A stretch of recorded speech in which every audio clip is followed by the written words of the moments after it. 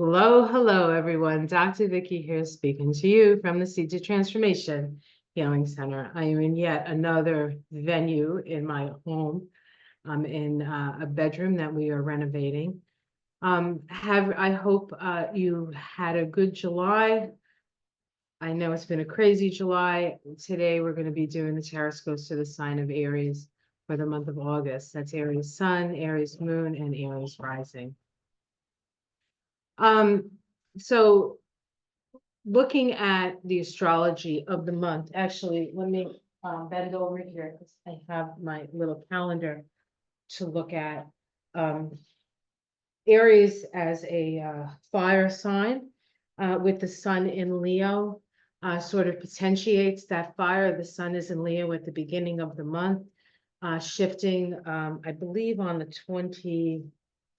maybe the 21st or the 22nd. Let me see. When does the moon, when does the sun? The sun will go into Virgo on the 22nd. We do have Mars this month, your ruling planet in Gemini all month. We actually have a pretty powerful Mars Jupiter conjunction this month on the tree of life. It occurs. It activates. It activates the path of the strength path on the tree of life, which is a Leo vibration, and also deals with our ability to communicate and express ourselves.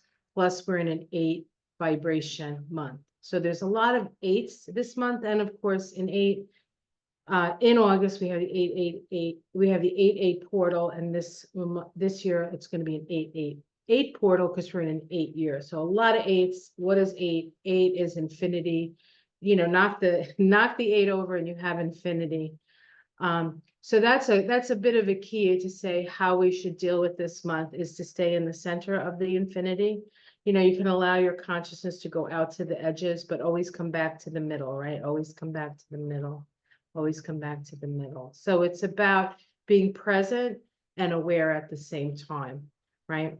So that is the energy of August for all of us, but for Aries with the sun in Leo, that sort of potentiates your creativity. It moves into Virgo then on the 22nd, and you're making adjustments to your creations in order to prepare them to sort of make it to,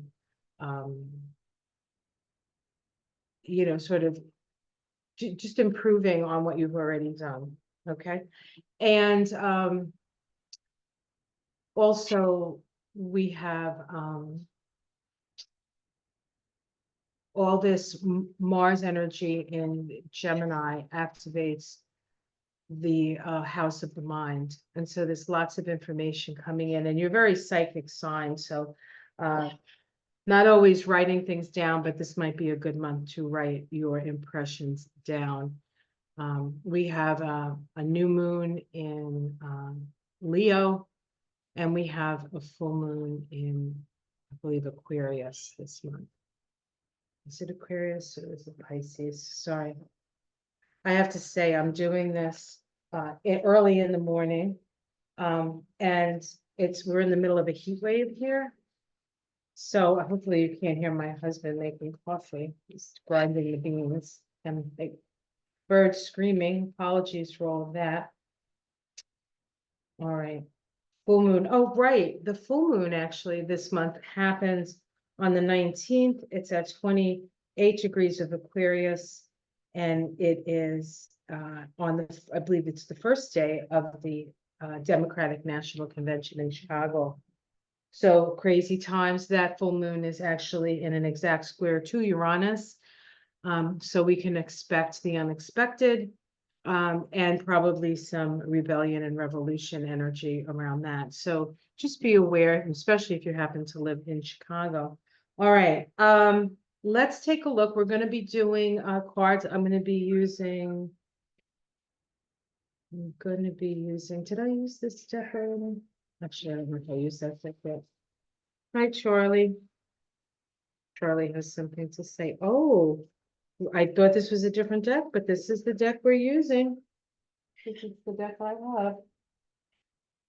Something just flew. I'm just gonna make sure we didn't have a card. No. Okay, hold on 1 second. All right, good. I thought I dropped something. This is the Tarot of Transformation that I'm using. This is one of those decks. I was at one of my favorite, but this was years ago. I've had these decks for years. I was at one of my favorite bookstores. It was a new and used bookstore, which are always my favorite. Because, you know, if you want a new book, if there's something you want to get, they usually had it. But I'm always more interested in used bookstores because then you find the little gems that kind of find you. And this deck was on sale, and I, you know, at the time, well, I still can't pass up a good sale. But especially tarot cards, right? Like, ooh, what are these? Ooh, and they're 20% off. So it's a great deck. All right, let's see how we start here. We have the Six of Swords here. This is this is you figuring out what you want, where you want to go. What's your next step? This is this is a calm energy, which is kind of interesting for Aries. I don't, you know, I mean, that it happens. And perhaps it's happening right now as August begins, right? So there's a calm, sort of cool, collected view of the journey ahead. Okay, the journey ahead. You're figuring things out. It's air. This is actually an Aquarius vibration.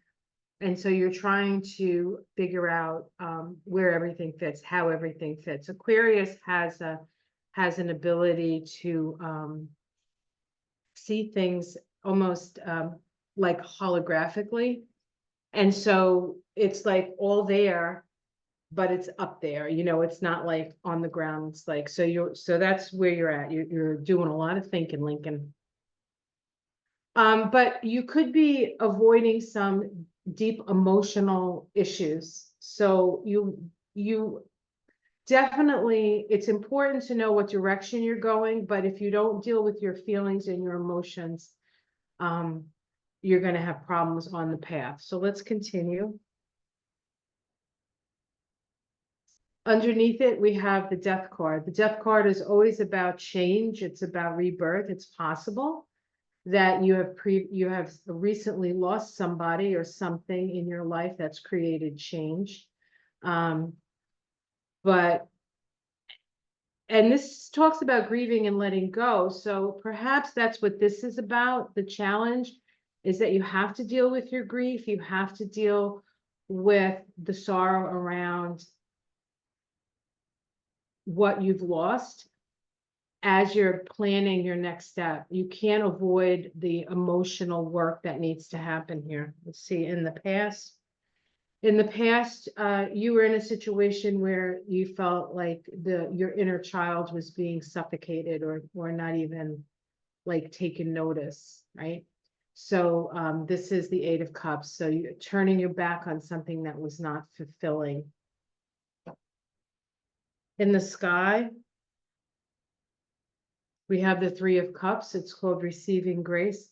This is suggesting that you go out and have, you know, hang out with people that you love, people that will support you as a way of healing. You need your posse around you this month. That's what Spirit is suggesting anyway. In the immediate future, we have the Hierophant. In this deck, it's about, it's called Taking the Hierophant Off the Pedestal. Perhaps your issue was with a spiritual leader who has disappointed you, who you thought better of. It's not unusual for that to happen, especially with things like these sort of like yogi types or these people who seem to have a higher perspective on things. That is something that happens. They get like tested.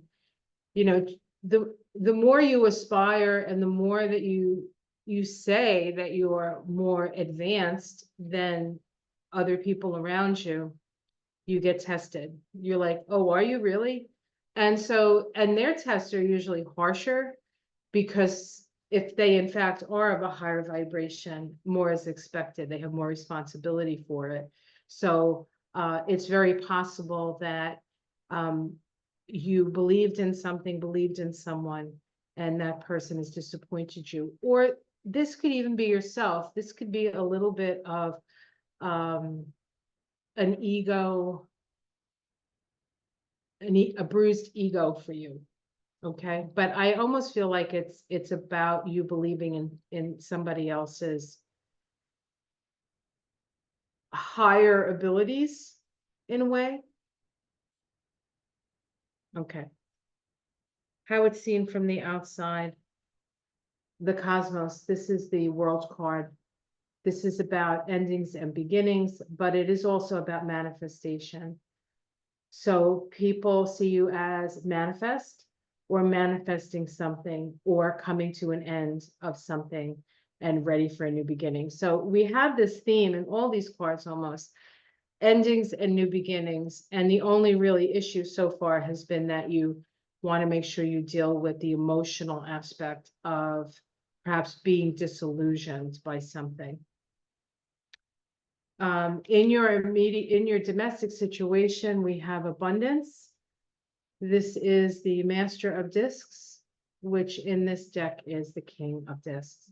So your domestic situation, there is stability, there is an ability to manifest financially. This is a really good card. So that's not real. The financial part isn't the part that's stressing you out, because that's working for you.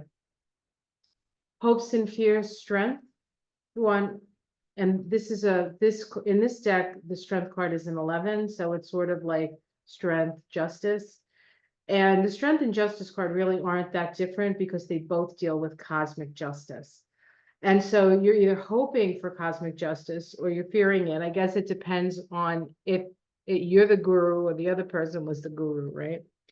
And the outcome, equanimity, the Eight of Swords. This is focus. This is coming to a place of sort of balance, but high responsibility because it's an 8. 8s always are highly responsible. But you can see that this card indicates some sort of illumination has occurred, and there is a balance, kind of going from that 6 of swords to the 8 of swords. But with the 8 of swords, you have to be very focused. You have to watch what you say, the way you say it, things like that. Let's see if we can pull a major arcana. We have the 3 of swords moving forward after a loss. Again, there's that energy of after a loss moving forward. The server of wands, the transmitter of light. This is you. You are the transmitter of light. Let's see. You get one more. The hanged man. And so there isn't much that you can do at this point. That's what this card is saying. This is you have to observe, and you have to figure out what you can change and let go of everything that you can. And what you can change is how you respond to situations. You have no control over what other people do. You have no control over their responses.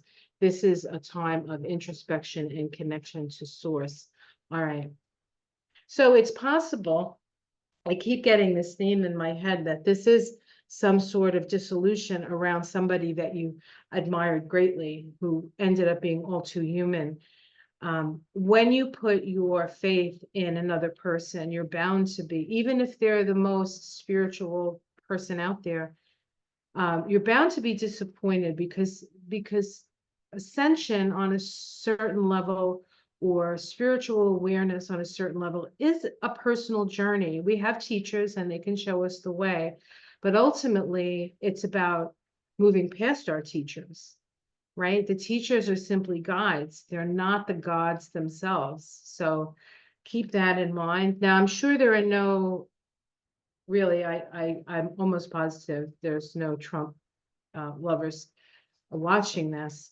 But it could be that could be like, finally you wake up and say, what was I thinking all these years? Like, was I delusional? You were caught up in a dream. You were caught up in a dream and you're waking up. You're truly awoke, right? And that's what they don't like. They don't like the woke thing. All right. Underneath it all, we have releasing energy. This is a 5 of Pentacles. So stuck energy, releasing stuck energy. The 7 of Swords, connecting with your angels. connect, this is having all your chakras functioning, all 7, shining bright.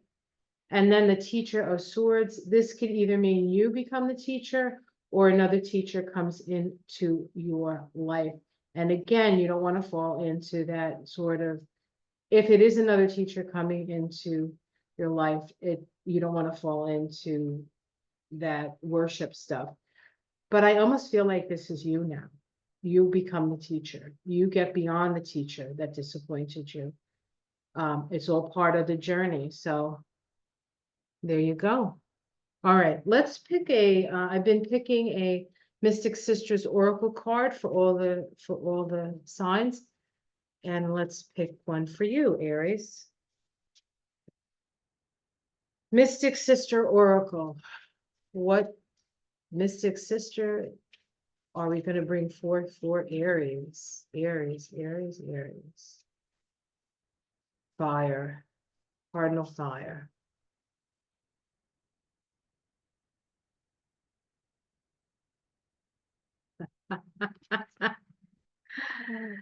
There you go, Aries. Bridget. Yeah, she's a fire goddess. There's a place in the center of Ireland, I found out when I was in Ireland, where they have a ceremony where they light the flame, like the heart of Ireland. They light the flame of Bridget. I would love to be in Ireland when that happens again, maybe next year. I have a lot of work to do for me to get back to Ireland, guys. Inspiration, revelation, and creativity. Well, this is good news considering the other cards, right? Okay. The great mother goddess Bridget offers the flame of inspiration from her cauldron of brewing creativity. Such a gift as this must not be passed up. Now is the moment. Whoops. It's hot, everything is sticking. To act on the orders of your muse. She will speak to you in the midst of an artistic and creative endeavor when you are most receptive. Your eyes, hands, ears will be guided to create magic. By following the instructions of your muse, you will find your soul is nourished and a greater meaning to your time on earth is understood. Yeah, because in the past, this is a card about feeling like there's a lack of meaning in what you're doing, like how you're spending your time. It's an 8 too, and we're all about the 8s this month, right? Inside the act of creativity is a hidden treasure, the ability to slip out of time into eternity. Bridget will inspire you to find your fire within. I'm telling you, you don't have to look too far for Aries to have their fire within, but you can burn out easily, especially if you're not excited and inspired. So it's very important for all fire signs really to be inspired by what they do.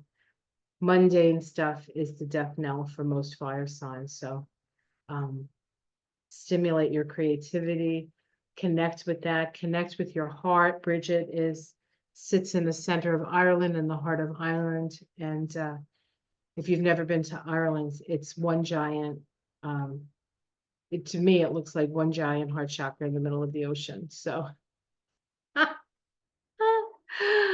I think they have like 44 words for green in Ireland. And when you're there, you can see why. Okay.